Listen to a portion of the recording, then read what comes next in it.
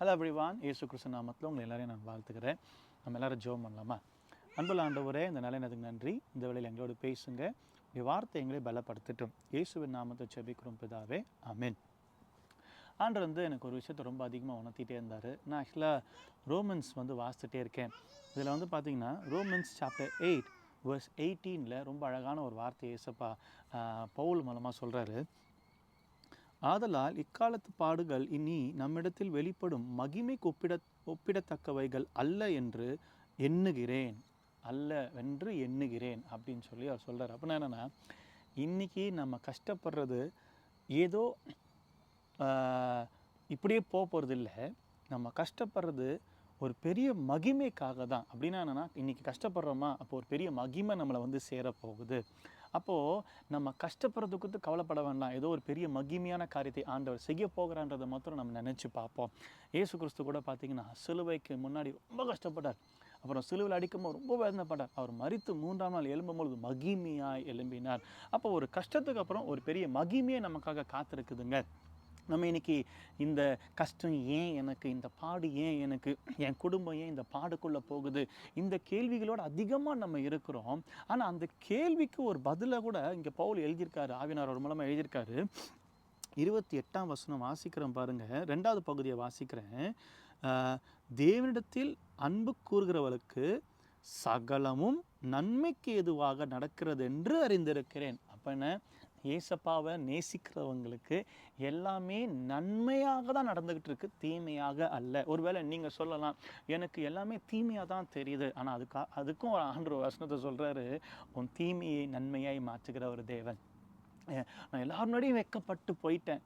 ஒருவேளை அதுக்கும் ஒரு ஆண்டவர் வசனத்தை சொல்கிறாரு, உன் வெட்கத்துக்கு பதிலாக ரெட்டத்தனியான பலன் வரும். அப்போ இன்றைக்கி ஆண்டு நம்மளை என்கரேஜ் பண்ணுறாருங்க. இன்றைக்கி நம்ம பாடுகளையே யோசித்துக்கிட்டு இருக்கோம், அதை குறித்து கவலைப்பட்டுக்கிட்டே இருக்கோம். அதனால் சரியாக சாப்பிட்றதில்ல, சரியாக தூங்குறதில்ல, நிம்மதியாக இருக்க முடியல, யார் கூடயும் ரிலேட் பண்ண முடியல, சந்தோஷமாக வெளியில் போக முடியல, சர்ச்சுக்கு போக முடியல, பைபிள் வாசிக்க முடியல, ஜெபிக்க முடியல, எந்த ஜெபக்கூட்டத்துக்கும் போகிறதுக்கு தோணலை. நிறைய பேர் ஏசப்பா விட்டே பின்னாடி போயிட்டாங்க, ஏன்னா பாடுகளை பார்த்து. ஆனால் வசனம் சொல்கிறது எல்லாமே நன்மைக்காக தான், எதுவும் தீமைக்காக ஆண்டவங்களுக்கு அனுமதிக்கலை. ஒருவேளை நம்ம செய்த தவறுகள் நிமித்தமாக சில பாடுகள் நம்ம இன்றைக்கி அனுபவிக்கலாம். எதுக்காகனா, திரும்ப அதை நம்ம செய்யக்கூடாது. அதுவும் நன்மைக்காக தான். நம்ம மனம் ஃபுல்லாக திரும்பணும், அந்த பாவத்துலேருந்து வெளியில் வரணும். அதுக்காக தான் ஆண்டவர் சில பாடுகளை நம்ம வாழ்க்கையில் அனுமதித்திருக்கலாம். நம்ம தவறுகள் நிமித்தமாக. ஒருவேளை நான் எந்த தவறுமே செய்யலையே, இவர்னால தான் நான் இவ்வளோ பாடு அனுபவிக்கிறேன், நான் ஆண்டவரை தான் தேடிட்டு இருக்கேன். கரெக்டு தான். வேதத்தில் அன்னாள் சொல்லி ஒருத்தவங்க இருந்தாங்க. அவங்களுக்கு குழந்தை இல்லை. அவங்க என்ன தப்பு பண்ணாங்க? அவங்க ஒன்றுமே பண்ணல, அவங்களுக்கு குழந்தை இல்லை. ஒரு பாடுக்குள்ளே போகிறாங்க, எல்லாரும் அவங்கள வேதனைப்படுத்த மாதிரி பேசுகிறாங்க. ஒரு ஊழியக்காரால் அவங்கள புரிந்துக்க முடியல. ஏன்னா அவங்க ஜெபம் பண்ணுறதை பார்த்து அவர் கேட்டார், நீ குடிச்சிட்டு வந்திருக்கியான்னு கேட்குறாரு. கணவரால் புரிந்துக்க முடியல. அவர் சொல்கிறாரு, 10 குழந்தை காட்டில் நான் 10 குழந்தை மாதிரி நான் இருக்கிறேனே அப்படின்னு சொல்லி அவர் சொல்கிறாரு. ஆனால் அவங்களுக்கு அந்த வேதனையை புரிந்துக்கிறதுக்கு எக்ஸாக்டாக யாருமே இல்லை. அந்த பாடுக்குள்ளே போகும்போது அவங்களுக்கு தான் தெரியும் அது என்ன பாடுன்னு சொல்லி. ஆனால் அவங்க எதுவுமே பண்ணலை. But nobody good understand her pain. நீங்கள் சொல்லலாம், என்னோட வேதனையை யாராலையும் புரிந்து கொள்ளவே முடியாது. கரெக்டு தான். ஆனால் ஒருவர் உண்டு, ஆண்டவர் இருக்கிறார். ஆனால் ஆண்டவர் பார்த்து தேடினாங்க. ஆண்டவர் சாமுவேலை பதிலாக கொடுத்தார், பெரிய மகிமையை கொடுத்தார். சாமுவேல் தாங்க ஃபஸ்ட்டு ஜட்ஜு. ஆமாம் தானே? அப்போது எப்படிப்பட்ட மகிமையான காரியத்தை அன்னாளுக்கு ஆண்டவர் கொடுத்தார். ஒரு பாடுக்கு அப்புறம் தான் ஒரு மகிமை. ஒருவேளை இன்றைக்கி நீங்கள் பாடுபடுகிறது ஏதோ ஒரு நல்ல காரணத்துக்காக தான். அன்னால் ஆண்ட சமூகத்தை போய் விழுந்தாங்க, அவரை பிடிச்சிக்கிட்டாங்க. ஆண்டவர்கிட்ட உங்கள் பையனை உங்ககிட்ட ஒப்பு கொடுக்குறேன்னே சொன்னாங்க. அந்த பாடு நிமித்தமாக ஒரு ஒரு ஒரு ஒரு மினிஸ்ட்ரிக்கு தான் பிள்ளையை கொடுக்குறாங்க. ஏதோ ஒரு நன்மையான காரியம் நடக்குது, ஒரு மகிமையான காரியம் நடக்குது. ஒரு சில நேரத்தில் ஒரு பாடுகளை நம்ம ஆண்டரை தேடும் போது நிறைய விஷயங்கள் நமக்கு தெரியுங்க. நம்ம என்ன பண்ணுறோம், பாடுகள் நம்ம பின்வாங்கி போகிறோம். போகவே போகாதீங்க, ஆண்டரோட ஐக்கியப்படுங்க. அன்னால போல் ஆண்டோட ஐக்கியப்படுங்க. அதில் தான் அவங்களுக்கு ஜெயம் இருக்குது. எல்லாமே நன்மைக்காக தான் நடந்துக்கிட்டு இருக்கு, எதுவும் தீமைக்காக அல்ல. அதனால தீமைன்னு சொல்லி நினைக்காதீங்க.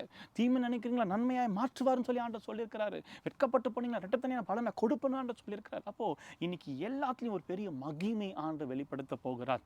உங்களை யாரும் அசிங்கமாக பேசிட்டாங்களா, அந்த இடத்துல உங்கள் தலையை உயர்த்துவாருங்க. கண்டிப்பாக உயர்த்துவார். உங்களை ஒதுக்குறாங்களா, உங்கள் தலையை அங்கேயும் உயர்த்துவார். நீங்கள் எப்படி வாழாகாமல் எப்படி இருப்பீங்களா, தலையாவீங்க இல்லை, நீ கீழாகாமல் மேலாவார். இதை தான் ஆண்டவர் நமக்கு சொல்லியிருக்கிறாரு. அநேக இடத்துல நம்ம யோசிப்போம், ஐயோ என்னால் காசு கூட எதுவுமே கொடுத்து உதவ முடியலையே, நான் என்ன பண்ணுறதுன்னு தெரியலையே, ஆனால் எனக்கு நான் நிறைய இடத்துல கடன் வாங்குகிற சுச்சுவேஷன் நான் இருக்கேன். ஆனால் ஆண்டவர் சொல்கிறாரு, நீங்கள் அநேக ஜாதிகள் கடன் கொடுக்குறவங்களா மாறுவீங்க. கவலைப்படாதீங்க. ஒரு காலத்தில் அப்படி இருந்தோம், எங்கள் குடும்பம் அப்படி இருந்துச்சு, நாங்கள் அப்படி வாழ்ந்துட்டு இருந்தோம், இன்றைக்கி எங்களால் ஒரு பொருள் கூட வாங்க முடியல. அதான் சொல்கிறேன்ல, நீங்கள் அநேக ஜாதிகளுக்கு கடன் கொடுக்குறவங்கள ஆண்டவர் மாற்றுவார் உங்களை. God will make it happen. அந்த மகிமையான நாட்களுக்கு உங்களை கொண்டு போவார். Just wait.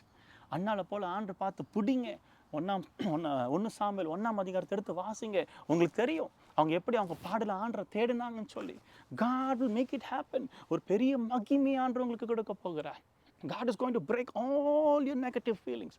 எல்லா பாடுகளுக்கும் ஒரு முடிவு இருக்குங்க, ஒரு சொல்யூஷன் இருக்குது. சொல்யூஷன் இல்லை நினைக்காதீங்க. சொல்யூஷன் யார் தெரியுமா? இயேசு கிறிஸ்து.